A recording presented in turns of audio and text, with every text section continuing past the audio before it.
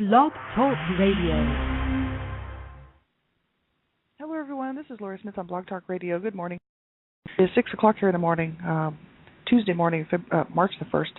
I'm glad to be here. This is One Child Abuse Survivor to Another, and we're on the live internet streaming radio broadcast from blogtalkradio.com. Chat room's open, and I did pop the link into there, what we were talking about yesterday and all last week, really, to deal with shame and toxic shame and whatnot from Hope for Us. She's a survivor, and she's written some pages on the website there, www.hopeforsurvivors.com, and there's lots of good information on there for people who may be, experiencing, this type of stuff. It's hard for survivors to deal with all this stuff, especially this whole shame and rage connection. Not everybody would have that problem going on in their life. I know that I did. I've already been through these web pages, like I was saying. Previously, sometime last year, I'd have to go back and find the shows. But I'm going to start numbering my shows so I can keep track. I'm really kind of interested to see when I get to show 600. And so that's going to be in a few shows here. So I'm at show 592. And, yeah, that's pretty much why I'm having to drop some shows. I'm just really pooped out. And I work full-time. It takes me 2 hours to get to work. It's a 2-hour commute.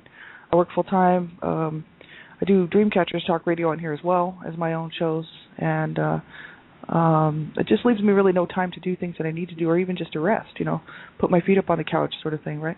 But I love doing these shows, and I'm kind of, sad that I kind of had to cut back on some shows. I didn't really want to do that. But this is just for a short period this is really a break time for me. I'm just taking a little break for March, really, and I'm going to see if I can't get my health back, right? So I think that's really important if I'm going to continue to do this. I'd like to do this for the long haul, and I don't plan on just doing this for a little while and then cutting it off. I really want to keep going, and especially for Dreamcatchers Talk Radio as well, right? And so in order to do that, I'm going to have to just take a break, So I figured I'll just drop down to like 2 shows during the week instead of 5 in the morning, right? So Tuesdays and Thursdays for One Child Abuse Survivor to Another. Tuesdays and Thursdays for Child Abuse Prevention and Human Rights Abuse Prevention is up to us, the morning and at night. And then I figured I'd do probably One Child Abuse Survivor to Another on Saturday morning, and then we'll just leave it at that for March. And hopefully, in the next month or so, I can kind of, get some rest, and just get some of my strength back. And so, yeah, thanks, everybody, for tuning in. I appreciate it. There's over 23,000 shows listened to now. I just checked my show page, my show information, and lots of people are listening, and I thank you so much, and hopefully you're getting something out of this. And I know, lots of survivors listen to the show, and probably other people who are interested in psychology and in working with survivors who have, of abuse, right? So thanks very much for tuning in to my journey, and I appreciate it, and hopefully it is helping somebody out there. My main big message is never give up, I was so ready to give up so many times in my lifetime. I think so many people are. Even just giving up on jobs, giving up on your dreams, giving up on goals, giving up on the thought and the notion that you could heal, you could have a good life. I mean, so many times people just give up on this stuff, and my big message is never give up. We certainly did not deserve what happened to us as children, and if you were abused. But the thing is as adults, really, it is up to us what kind of an adult life we'd like to have. It is our choice. We have to make the right choices for ourselves, And so, if we're going to have a good life, it's going to take some work, just like everybody else, right? And we have to put the time in, we have to put the effort in, and we have to get help sometimes, right? So that's the whole issue. I'm not a counselor or therapist or anything like that. I'm just a private person paying to do my own blog talk shows.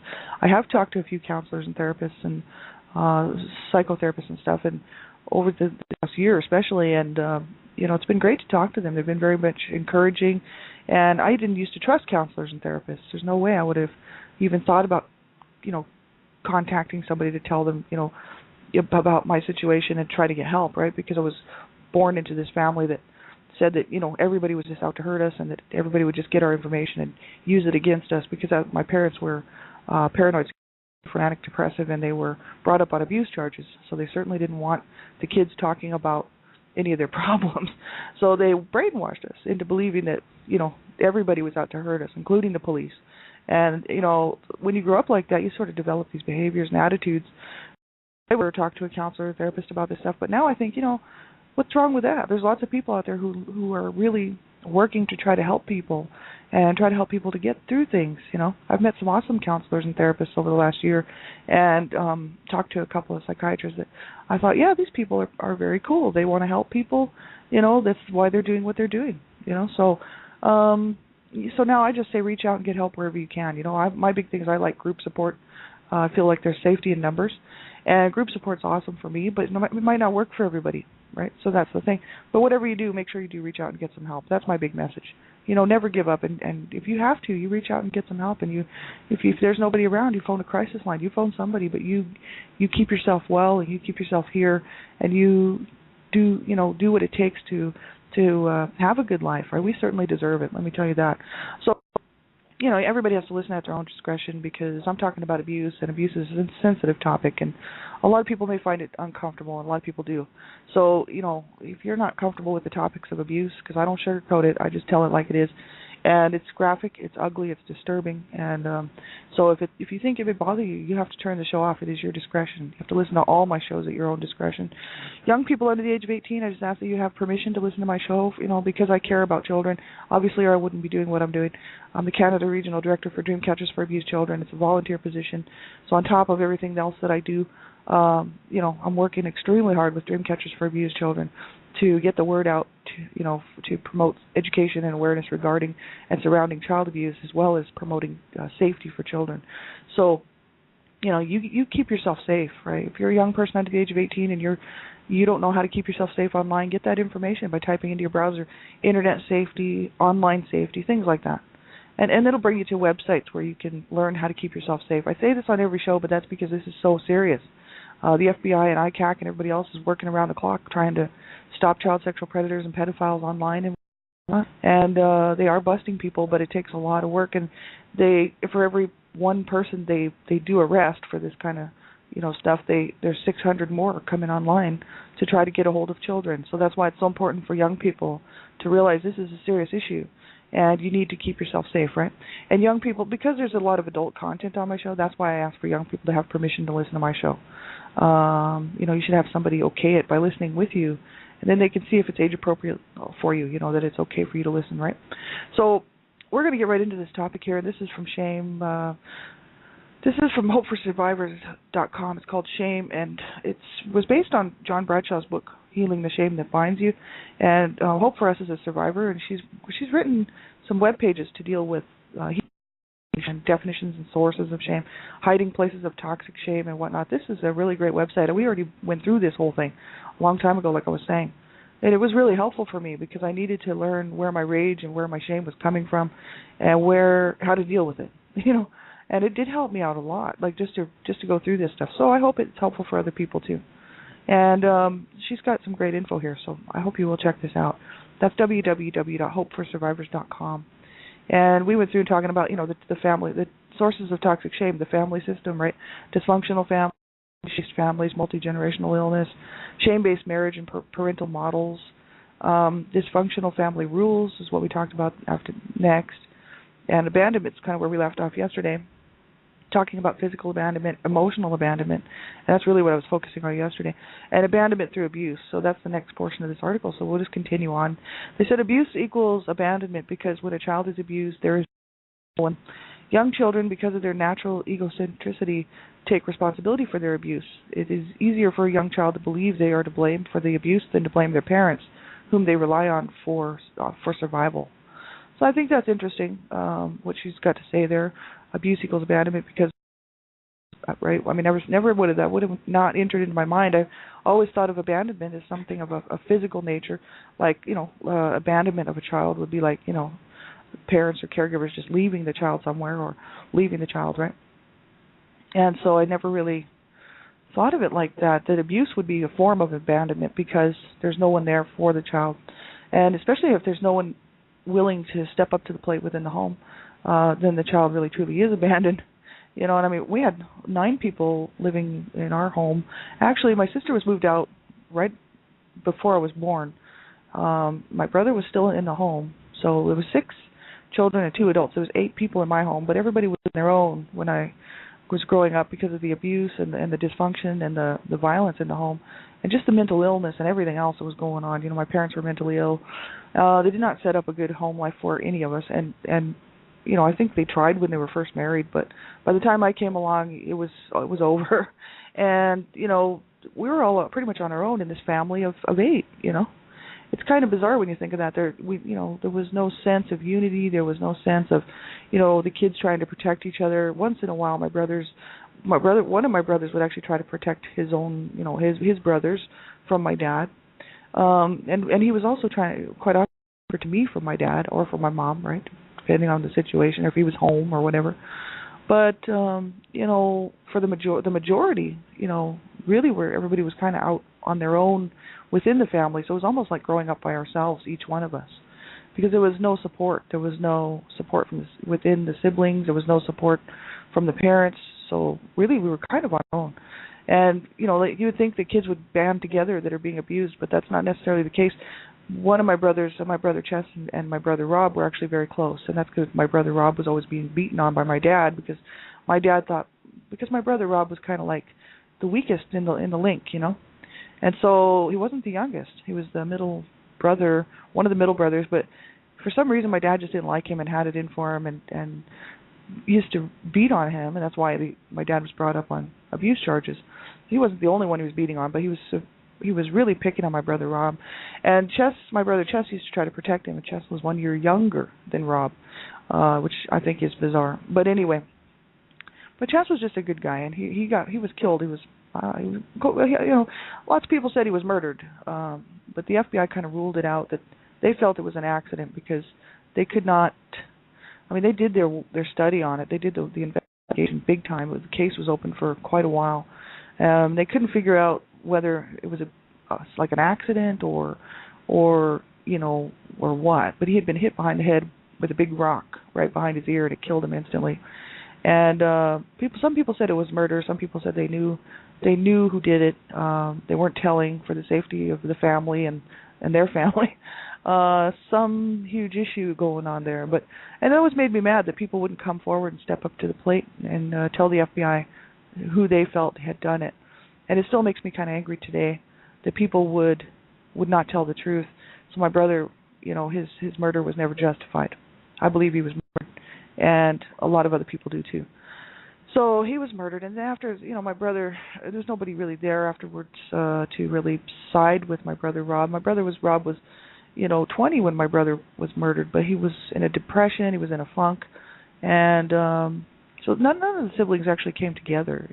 My sister and I, we were 5 years apart, so we didn't grow up really that close, and we had to share a room forever, so we didn't like each other that well. We didn't get along. We were always trying to get each other in trouble. We were being abused, so it's like it wasn't a good thing, to be pointing out the finger at the other sibling with my mother, because my mother was very vicious, and like my sister would get me in trouble with my mom. My mom would beat me. One time I took a beating in the front yard in front of the neighbors and traffic going by on a busy street, with a belt for leaving a pencil under the bed that the lead broke off from my sister's toe when she was making her bed or something, and so I caught a beating out there in the front yard. But my mom, knocked me down in a cactus patch, and I had cactus in my knees and my hands, and took this beating from my mother in front of everybody. I mean, the whole world was watching, and it was just, my sister's the one who got me in trouble. She had not been running and screaming at for my mom to, to do something. Did they ever get my sister to take the lead out of her toe? No. My parents didn't care about us, period, right? And so, me and my sister used to get each other in trouble quite a bit. So within this home of, 8 people and then 7 people, and then, the siblings dwindled down as they moved out. There was no support. So really, we were kind of on our own, and it is kind of like being abandoned, where you don't have any support from within the home, whether, even if it's just one parent supporting you or someone in the home, like a relative or something, right? It's incredibly hard for children. They said sexual abuse. John Bradshaw believes that sexual abuse is the most shaming of all abuse, and physical sexual abuse, hands-on touching in a sexual way, overt sexual abuse. This is the next portion of this article. Voyeurism or exhibitionism. Criteria for whether or not it constitutes abuse is whether or not the parent or other adult is sexually stimulated. And this has nothing to do with the child's naturally developing curiosity and sexual thoughts. And this is when a parent or other adult uses the child for his or her own sexual stimulation. So that's sexual abuse, and that's, hugely damaging. I know so many people are survivors of child sexual abuse. I mean, if you know me, then you know one, and that's sad. I knew lots of kids growing up when I was in my neighborhood, actually, who disclosed to me that they were being abused sexually by someone in their home. And, that's absolutely insane. See, I always thought that when I was growing up, I thought it was my dad that had sexually abused me because I didn't like my dad. I actually hated him.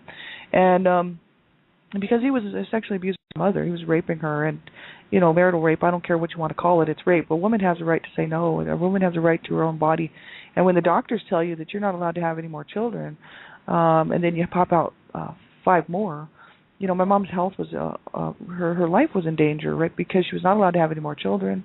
When my brother was born, he was the last brother born. My sister was born, and myself. But in between that, there was 3 babies that were born stillborn. So after my brother was born, there was 5 more children, that would have been and come into the world, except for just me and my sister made it.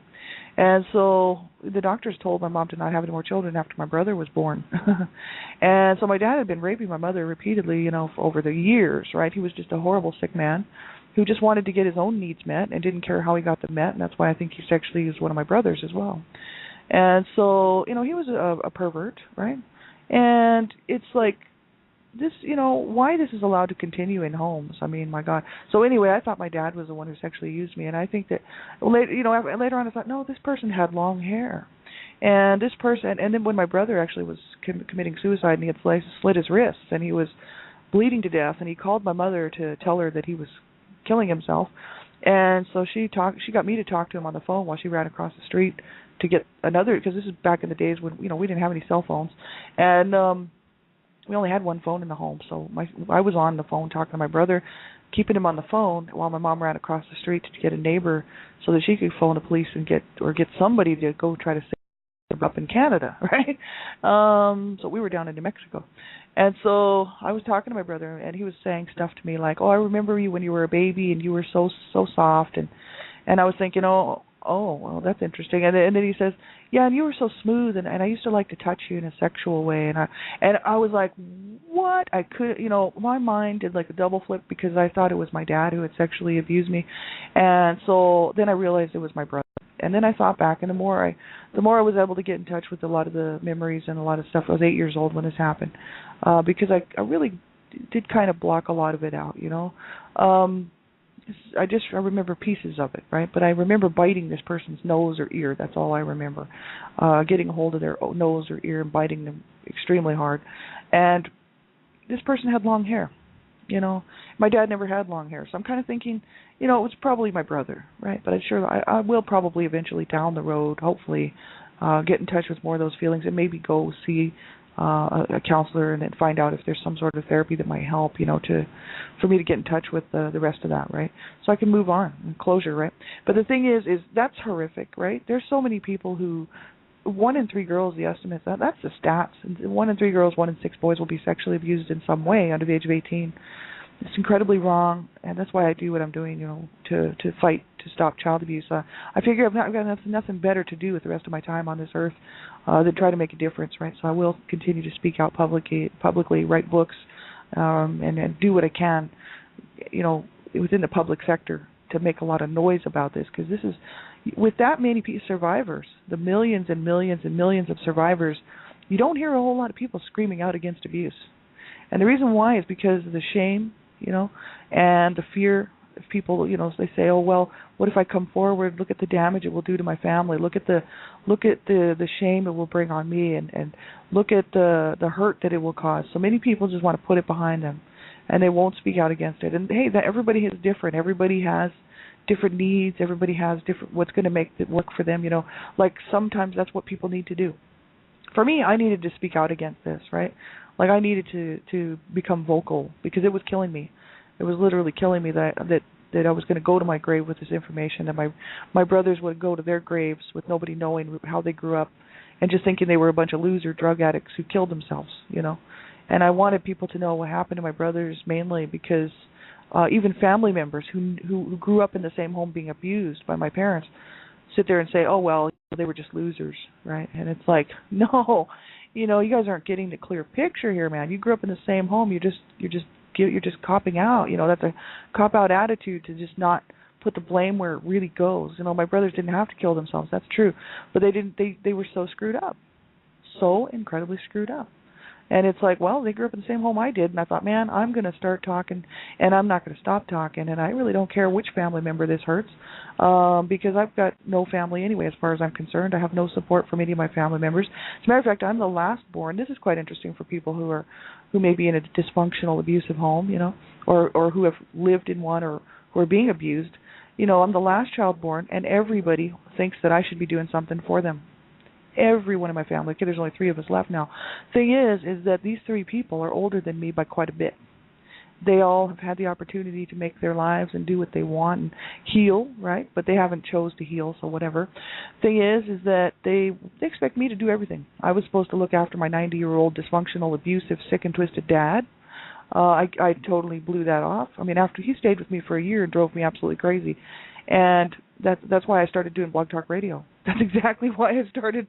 I was like, man, I got to talk to somebody about this because this is driving me nuts. And I didn't want to throw him out, I mean, I told him he could stay with me for 1 year to the date. I said 1 year, that's it, because he needed to move into a seniors lodge, and he had to wait. He was on a waiting list. And so I said, okay, you got 1 year. And so I thought, well, this would be a great opportunity to repair our relationship that we actually never had. My dad and myself never had a relationship except for to hurt each other, because when I got older, I was swinging a bat.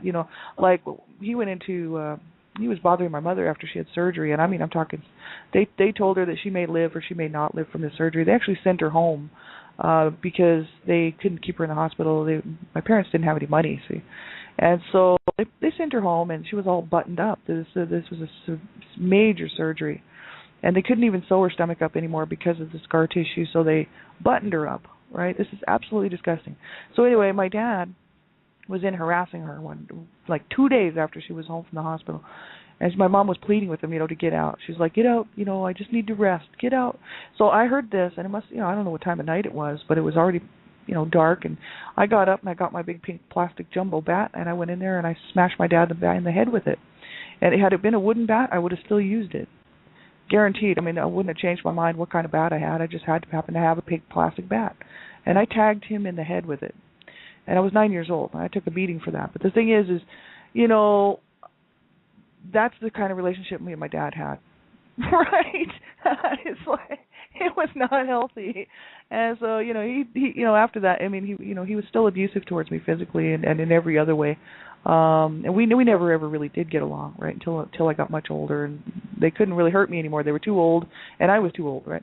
But the thing is that's the kind of relationship I have with my dad. So when he came here from Arizona not to visit, but to move up, he wanted to come back to Canada. He's Canadian, and he's almost 90. Like he's really not well, right? Physically, like he's kind of on his last legs. He's had 2 surgeries just this last year. But anyway, my sister's looking out for him because you know what? I said no way. I had him for a year. She actually had him for 5 down in the States, and he almost drove her crazy and drove her daughter crazy. And I told her, I said, put his stuff out on the front porch. You don't have an obligation to look after him. You were nice to let him stay there after my mom died, right? She let him move in with her after my mom passed away. And I told him, it's time for him to move out. He needs to move out. You need to get your own life. Well, she let him stay with her for 5 years, which is absolutely insane. But I think she just wanted the money, right? Because, he pitched a few dollars here and there, right? Thing is, my dad was here for a year with me and drove me absolutely insane. So I wrote a blog, and I started speaking out publicly, and that's exactly what happened. I just couldn't take it anymore because he was his same old abuser self, except for he couldn't physically hurt me, but he's walking around my kitchen pointing a knife at me, my own knife, threatening me in my own kitchen. I'm like, buddy, you're still up to your same old psychotic stuff. He's schizophrenic, right? And he thinks everybody's the devil. So, I mean, that's the problem. He doesn't see me as his daughter, who he loves. He sees me as the devil, right? Because everybody's the devil to my dad. My dad is schizophrenic, and so he sees the devil all the time, right? So it's like whoever is in the house is the devil. He thought my niece was the devil. My niece was playing, years and years ago when he was staying with my sister, my niece was playing a flute, and he thought that she was the devil, and he ran out in the living room naked, screaming at her, devil, go away. And my niece was 8 years old, looking at Grandpa flailing his arms and screeching that the devil, go away. And here she was playing her flute for school practice. You know what I mean?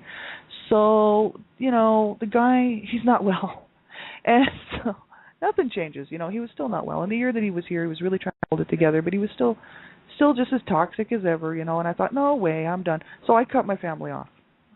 My brother had cut off years ago because he's such a jerk. But my sister had cut her off too because they're all toxic, they're all codependent, they are all willing to just go along with the dysfunction and the mental illness and think that it's perfectly okay. I had mentioned a few things to my sister that I had been sexually abused by my brother. She never said by our brother. She never said a word. She never said I'm sorry or that's horrible or I don't believe you or anything. I just told her last year, actually not last December but the year before. So it's been a year and 2 months, but I never got a response from her, like nothing. Not even an I don't believe you, right? I'm sitting there thinking, oh my God, are you going to be like that cold and that harsh that you're going to sit there and you're not going to say a word? So, whatever. So I blew her off last August, right? So my family, I have completely shut them out. And I'm glad. I'm extremely glad that I made that decision. You know why? Because sometimes we have to make decisions. Now, I'm not suggesting this for everybody. I'm not suggesting it for anybody. I'm suggesting this for myself. The reason being is that sometimes we just have to put our foot down. I will not take any more abuse from my dysfunctional, abusive, psychotic family, right? And sometimes when people are not willing to change, and they're not willing to even acknowledge what you're doing, you know what I mean? And they're not even willing to say, hey, I'm glad that you're healing or good for you, whatever. They're not supportive at all. They're just the same old dysfunctional, abusive family that I always grew up with. So, I'm still dealing with this whole abandonment issue because I still have no family, even though I had, right? Almost all of us are gone now. There's only a few of us left. And my dad, he's on his last legs. My brother is 60, what is he? He's 16 years older than myself. So he's 61, 62, and he's not healthy. And my sister is 5 years older, and she'll be around for a while. But the thing is, that's it. That's all we have left out of all those people. So, it's been a horrible existence as far as my family went. And so many people, I'm sure, totally know what this is all about. You could come from a home, like a big home, and it wouldn't matter because if nobody was pulling together and there was no support and there was no siblings coming together to support each other and no love within the home, no care, you're basically just abandoned, right? So that's abandonment through abuse, and I totally know about that. As far as the sexual stuff, my God, I can't believe that many people sexually abuse children, but it's true because I believe every time these stats come out, 1 out of 3 and 4 girls and 1 out of 6 boys will be sexually abused in some way under the age of 18. The reason I believe it is because just about everybody I talk to has a validated story of abuse, and it's generally sexual. It's absolutely sick and twisted how many people are sexually using children. You know what I mean? And there's so many of us. And it's horrific. We certainly did not deserve that. I know I didn't ask for that. You know what I mean? My mother actually told my mother about the abuse. And because my mother was my main abuser, I kind of had to tread carefully how I told her. But I did tell her, and it's because I was in pain, and I wanted her to know. And I said, brother's doing things to me, and I showed her where. And she's like, that's your problem. That's not my problem. And she pushed me out of the way. She's like, just you deal with it. It's your problem. You wrap yourself up in a blanket or something. And that was her answer, and she just left the room. And I thought, well, I'm not going to push it because I've been taking some serious beatings from her in the last year. So I thought, okay, well, done, she doesn't care, right? And I was 8 years old, so I totally remember this. So this is the thing, absolutely horrific. So many times we're not, there's no help, And when you grow up and you live through a childhood where there was no help, it's incredibly hard to have to, really to learn how to take care of ourselves as adults, you know what I mean? Because we weren't cared for as children, so then we have to go and we have to try to take care of ourselves as adults. So that's why I say, don't suffer on your own. You know what I mean? If you're having a hard time and you're a survivor and you're just thinking, man, I can't cope, I can't deal with this sort of thing, you make sure you reach out. 2 of my brothers killed themselves because of this, and it's horrific. It's absolutely horrific. I knew so many survivors of child abuse who went on to destroy their lives. My friends, right? So I would say reach out and get some help, whatever that is. Group support, online group support. That's what I like. It's convenient. And also you can remain neutral. You can remain anonymous. You don't have to tell anybody who you are. You can go on when you want, and you can give them a fake name, and you don't have to really give any real details, but you can still get that support, and get that validation and get that help, right? Because I know before I started doing this healing journey, I was a mess, just the same old mess that I had always been, right? But my life, compared to 4 years ago today, is just so much better because, I was in hell and now I'm not. So I'm just so thankful. that I was able to stick around and make some sense of this and realize that I was going to have to do this myself. I was going to have to, if I want to have a good life, it was going to be up to me, and I'm so glad that I realized it. You know what I mean? I wish I would have realized it 20 years ago. So have a great day, everybody. I'll be back on, let's see, tomorrow is Wednesday. I'll be back on Thursday morning. We're going to Tuesdays and Thursdays for both my shows. So thanks for tuning in. I appreciate it, everybody. Make sure you do get some help. And this is just for March, so I can take a break, right? Have a great night, and we'll talk to you soon. Bye-bye. Or a great day. That is, not great night. See, that's how tired I am. I don't even know whether it's morning or night. So have a great morning, everybody. Take good care.